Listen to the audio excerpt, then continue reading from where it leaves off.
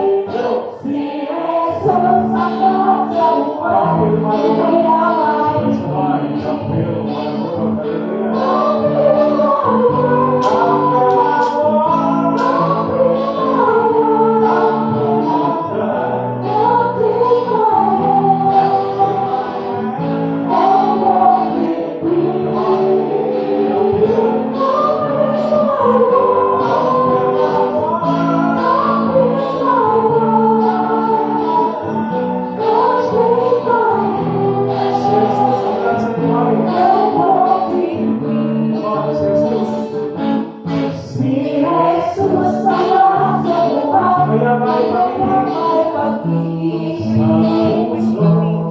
Si Jesus ang lahat sa buhay, kaya may pag-ibig. Problema ay dumarating, ito'y nalang lubos na sisi. Si Jesus ang lahat sa buhay, kaya may pag-ibig.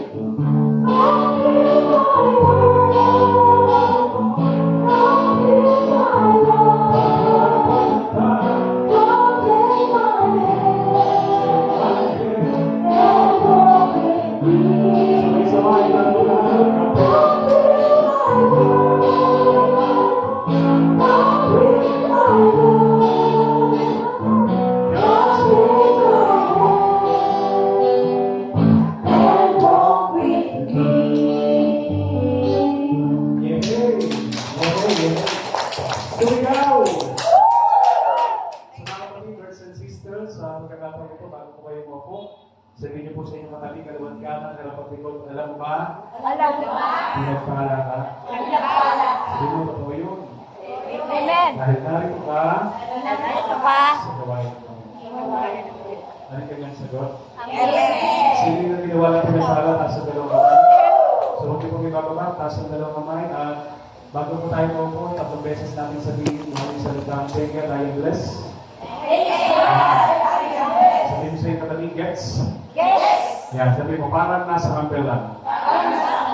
O, bibilang mo ng tatlo, tapos sabay-sabay natin sabihin, tatlong beses, thank you, tayo bless. Isa, dalawa, tatlo, thank you. Thank you. Kala ko sabihin mo, kala ko sabihin ng katabi mo, bless you na ito, gawin mo na. Sige na. Amen. So mga kapatid, sa pagkakataon ito, ano po yung ating gagawin? Sa pa, ano po yung gagawin natin? Sabihin mo sa kayo mo, ikaw ang may sabi nga. Yan, kaya ba tayo kung yung katabi? Amen, na matulog pa. Ballpen daw para. Sabihin mo kayo sa akin ng nangyari na kaunti. Our message for tonight was entitled, labas ang ballpen, notebook, at most especially ang inyong Bible. Tayo yung nag-aaral. Nanalo ko kayo hindi. Our message was entitled, What to Do When You Are Facing Problems. Sabi natin, what? Okay. Sabay-sabay. What to do when you are facing problems. Sa ano rin sabi, hindi sabihin, ano ba yung dapat natin gawin? Sabi natin, ano? Ang dapat natin gawin kapag naharap sa mga pagsubok. Meron pong isang joke, di ba? Sabi niya, paano kung ang problema mo, yun yung mukha? Higil ko ba kayo? Amen? Higil ko kayo? Sabi niya, mas mabigat na ang mas mabigat na problem is if your face is your problem. Hello? Amen. Yeah. So, wala pa kayo problema sa inyong mukha. Okay. Yan, sabi mo, maganda po kami, Brad. Maganda kami lang mo. So, sa atin magkapatuloy, tingin ko sa akin. It's just like this, problems, nakikinig po. Taas ang kamay na nakikinig. Okay. Problems are a part of life. No one is exempt from storms, trials, disappointments, or difficulties.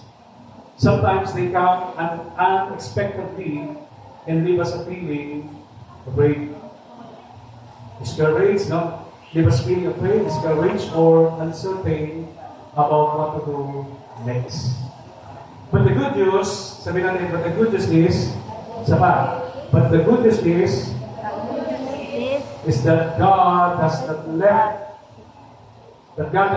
us without direction. And it's just like this, including that through His Word, He gives us clear. Say that word, He gives us clear. Sabi natin, He gives us clear guidance on how to respond when we face life's problem.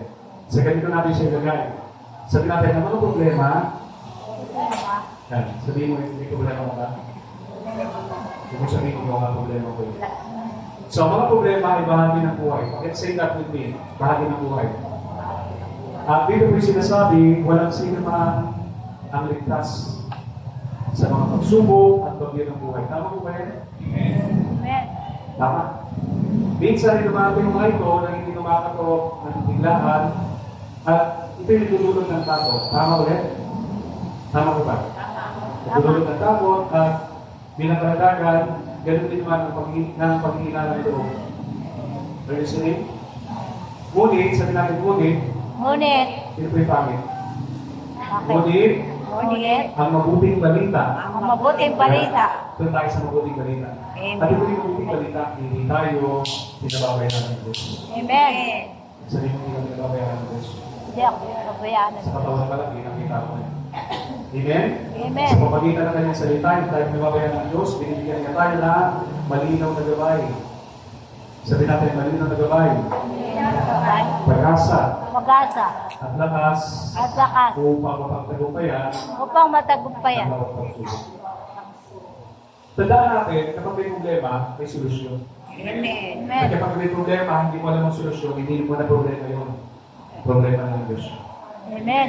Diba, kaya natin, problema yung dumarating, kaya ganyan, lulutas. Sino po lulutas? Tayo po, si Jesus. Sino? Amen? We will do our part, pero yung pinakahingin natin kaya, siya ang gagawa. Now, here are three biblical prescriptions for facing problems. So, narito po yung tatlong biblical na gawain sa pagharap ng mga problema. Or in other words, kung baga sa isang doktor, ito yung reseta. Nakikinig po ba kayo?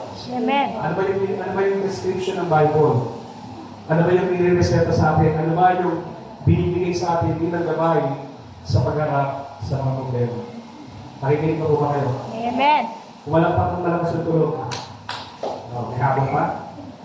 So number one, sulat natin, do not, sabi natin do not. Una. Di po yung pagkain, ha? Sabi natin, do not Una. be afraid.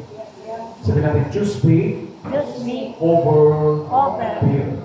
So, ano ibig sabihin yan? Now, sa atin pagpatuloy, nakikinig po kayo.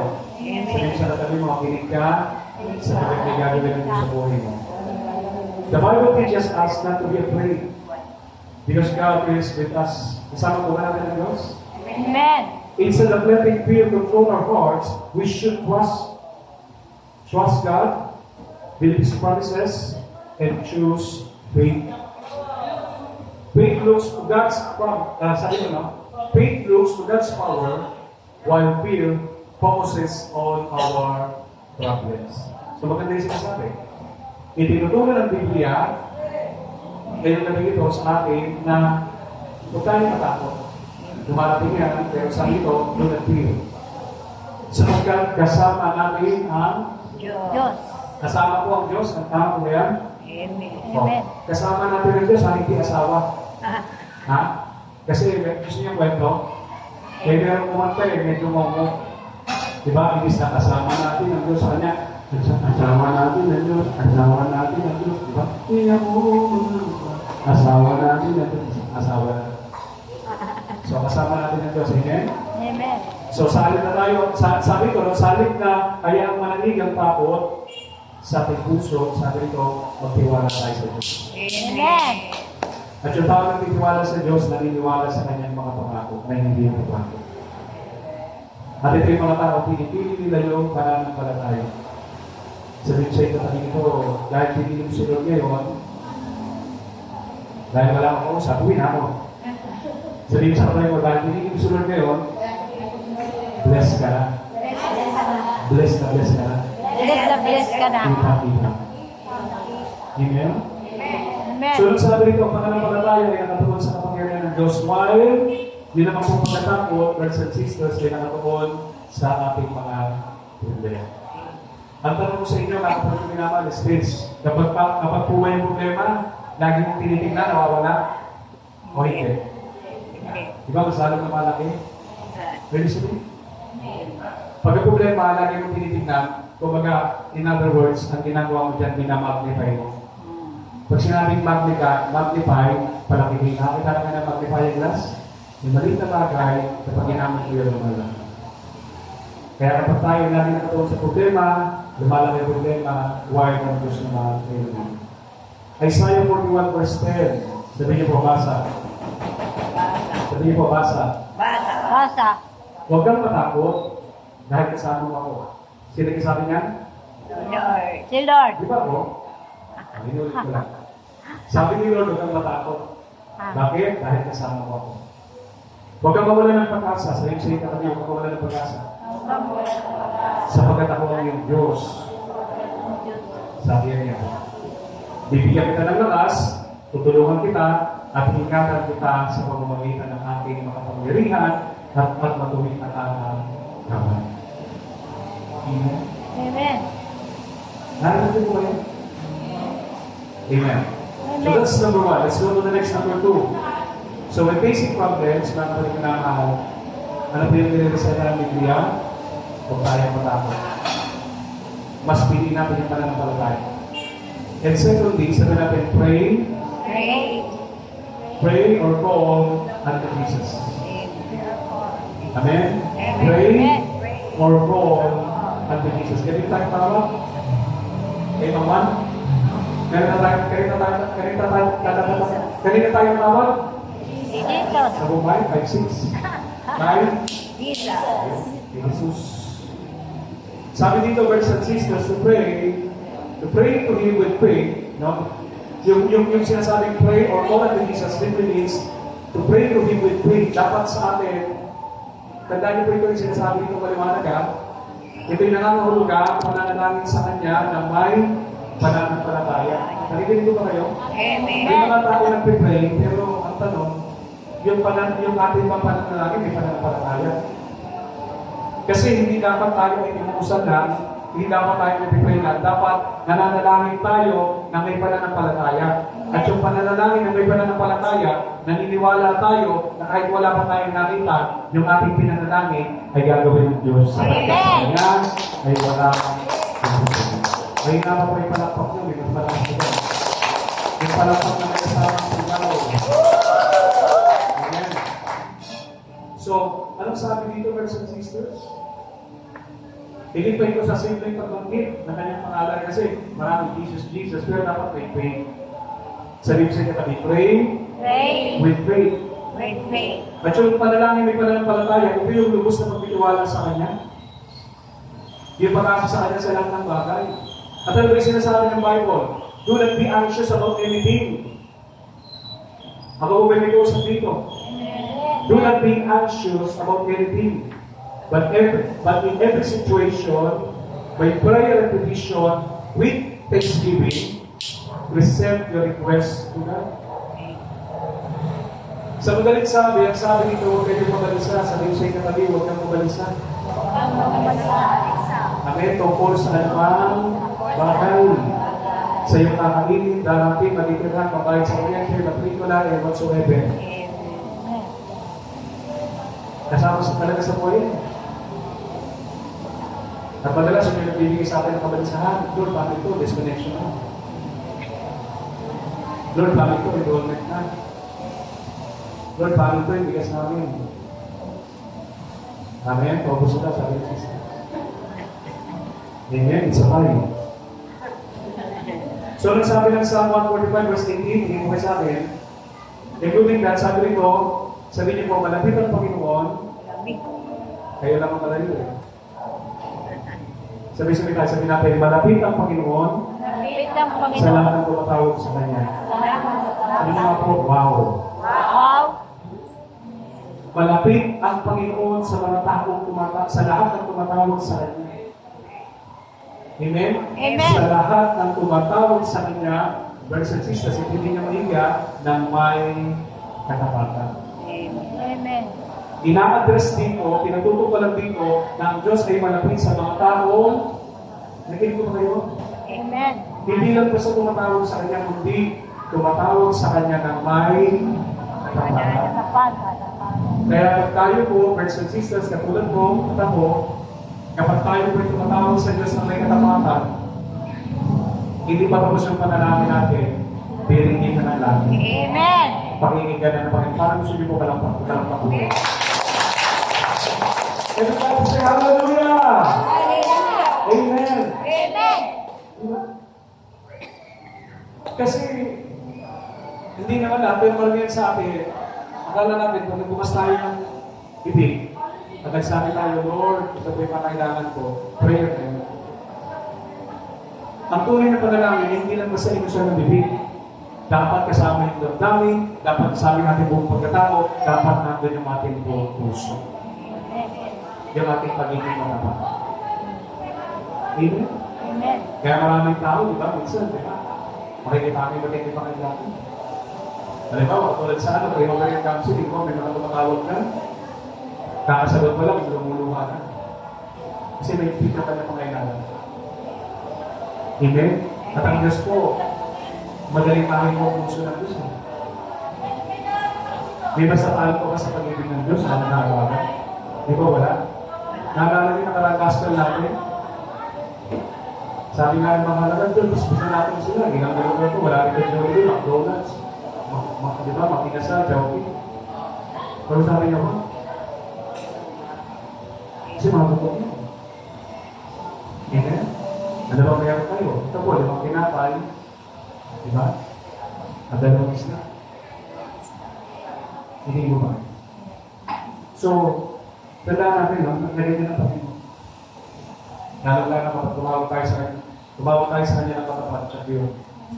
Bubuksan nila ng lugaw ng langit. At brothers and sisters, ipagkakalap sa akin ang ating mga pangangailangan, hula-hulog ng talampakan, buto, dugo, at laman, gustong takal, siksik, liglig, at amahaw, at walang suka. Pag hindi kayo pumalakpak, pag hindi kayo sigaw, hallelujah! Hallelujah. So that's number 2. Balikan natin, brothers and sisters, ano yung i-representa ng Bible? Kapag tayo sa mga problema, una, huwag tayo matakot. Sa lipsing ng hindi, huwag ka na matakot. Huwag matakot. Lagi na nga yun, you know? Pangalawa, brothers and sisters, pray or call unto Jesus. Pray. Amen? Amen. Hindi mo unto Jesus, ha? Pray unto Jesus. Amen?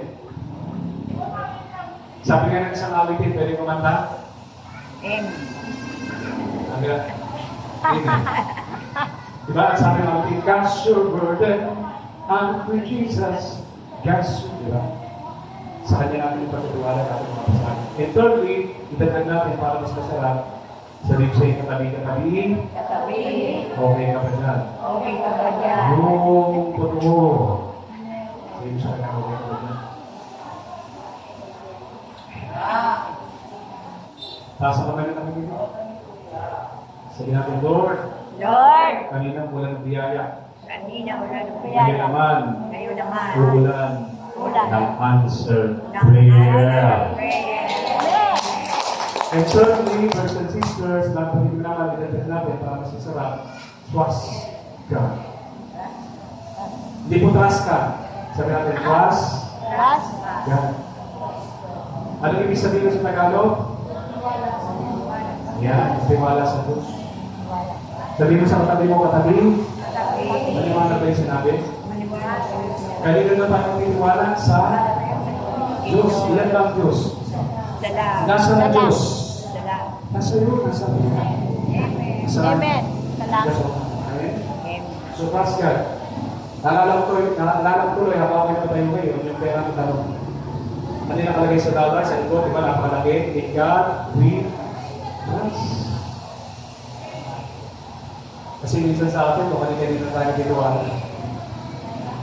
Minsan, nagtitiwala tayo sa kalungan natin. Diba? Abilidad natin. Pero wag ganun. Yeah. Sa Diyos na tayo lagi magtiwala. Amen. Hindi ko ba kayo? Amen. Kasi sa isang tiglat lang, katulad dito, diba? Sa nang mapansin ni Apostol Pedro, malakas na hangin. Malaking hangin, diba? Ano nangyari sa kanya? Lumubo. Kaya sa Diyos ang tayo magtiwala. Huwag natin nakalisi yung ating paningin sa kanya. Sabi nga ng mga tingin, daripin ko pa, turn your eyes upon Jesus. Look full at this one their good praise, and the things of this world will go straight, leading in the light of His glory. Ha? Wala kang kausap. Amen? Amen. So, something like that. Sabi nga, we memorize. So, magtiwala sa Diyos. Ang ibig sabihin niya. Sabi dito, nakikinig po. Sabi natin na magtiwala sa Diyos. Tiwala sa Diyos. Sabay-sabay. Magtiwala sa Diyos. Tiwala sa Ay nangangahulugang Diyos. lubos na umasa sa Kanya.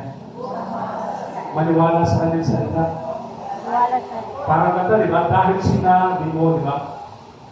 Ngayon ko ba kayo? Ano din kanta ngayon, di ba? Di ba? Hello? Amen. Di ba? Dahil sinabi mo, hindi ka lang na-record ng lyrics eh. Pero yun, maganda yung kanta yun eh. Di ba? So dahil sinabi mo, dahil sinabi ng kanyang salita, naniniwala ka. At yung naniniwala dyan, sumusunod Amen. sa kanyang kalooban. Amen. Sabi natin, lubos na umasa sa kanya, Amen. maniwala sa kanyang salita, Maniwala sa at yung kanyang naniniwala sa salita. kanyang salita, sumusunod sa kanyang kalooban. Amen. Walang sabi ng Matthew chapter 5 verse 6, higit na mapalad o mapalad yung mga taong nagliliti makatupad sa kalooban. Amen. Sapagkat ipagkakulog sa kanila ng mga Binibigay. at iklobitan, sabi ng Matthew 6:33, ngunit pag sa makita ninyo ng sa lahat. Kanina po, maaga po ako umalis sa bahay. Kasi alam mo po yung panahon, nagkakamay din nga kanina, hindi ko na kayo kasi hindi biro-biro, kaya talagang yung sapatos ko, namutin na. Malakas ang ulan, tapos sa kanya, hindi agad umalis yung bus kasi mahal ng gasolina. Pinagpuno, may mga nakatayo pa. So, inagaan naman natin. Kaya, ha? Salamat sa Diyos. Amen. Hindi ba kayo? Amen. Nasaan na tayo? Hello. Ano pa kasama sila? Nasaan? Nandun tayo. Plus, yan. Ha? Yan, galing na tayo doon. So, sa kanya tayo napuwala. Amen? Nasabi nga, yung katulad na, sabi ko kanina, pag-ilan na natin ang Diyos, uunahin tayo ni Lord. So, ang tanong, sabihin sa'yo katabi. Katabi. Ito ang tanong. What is the square root of? Sa kanya, ito ang tanong. Isang tanong. Naniniwala ka ba? Tiwala ka ba? Dahil yun na natin si Lord, siya magbibigay ng pansahin, siya magbibigay ng pamasahe, siya magbibigay ng panggatas, at ang lahat na natin pangailangan, maging trabaho nila. Amen. Amen?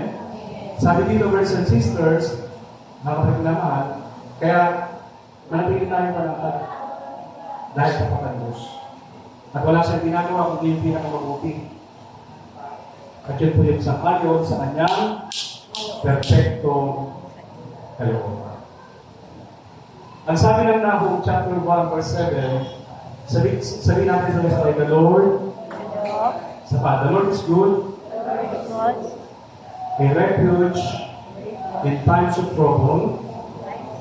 He cares for those, sabi natin, He cares for those who trust in Him. Sa sabi, mabuti ang Panginoon. Tama ko ba yun? Kinakanta nga natin galit madalas, diba? Alam sabi natin, kay beauty, kay beauty. Sabi dito mga kapatid, mabuti ang Panginoon, siya ang kandungan sa panahon ng kailan. Dapat medyo may kahirapan sa buhay mo, nandiyan siya. Tutulungan ka niya. Kung hindi kaya gawin ang katabi mo, gagawin niya siya dahil para makakasila. Sabi ko sa iyo katabi at kilala ka niya. At kilala ka niya. At inaalagaan. Amen?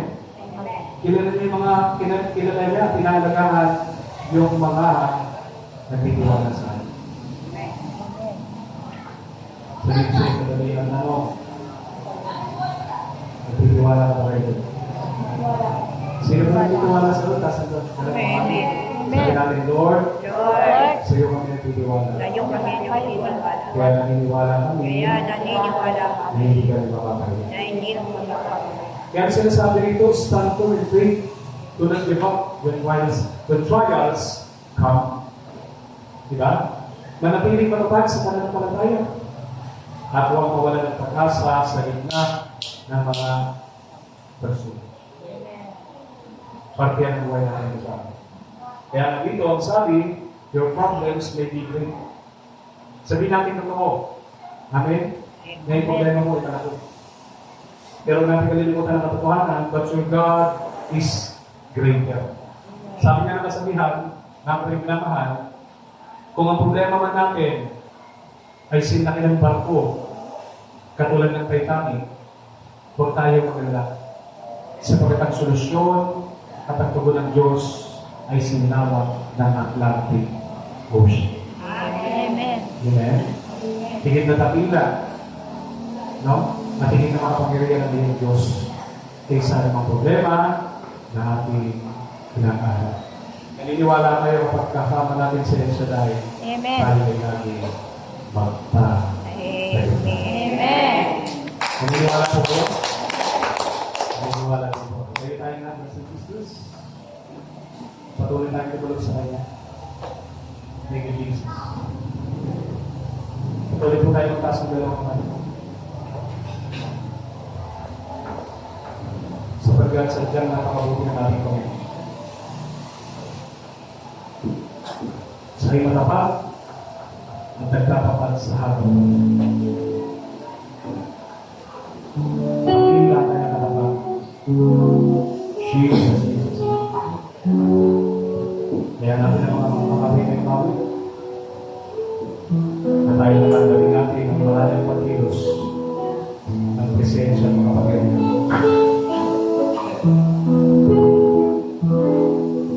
Sabihan kay buti na hanapin Panginoon si Juan.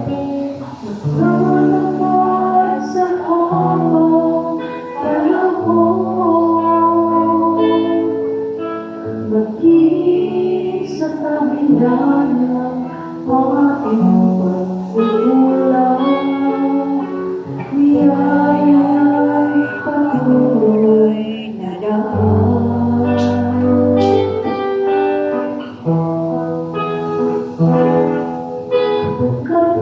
Katulad ng pagsiwag ng pintong araw, patuloy siyang nabibigay langit.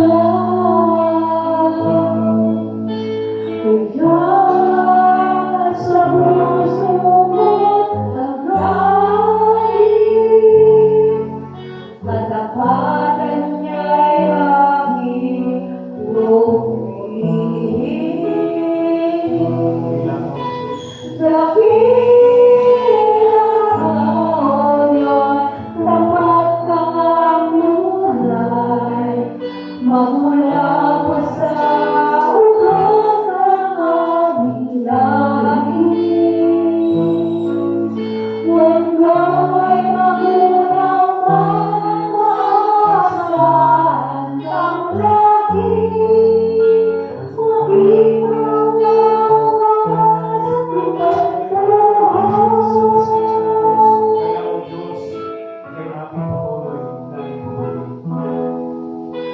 Kaya o Diyos, kay ating patuloy na ipumuli. Kaya Diyos ay aking pupurihin, sa buong mundo'y aking sabihin. Maging ang iyong katapatan, pag-ibig mo'y walang hanggan. Dakilang taon yun, habang panahon, magdapat mo, matibay na kasabihan. Sa bawat bigati, tagumpay man ay naroon. Nagulang pagkatagumpay naman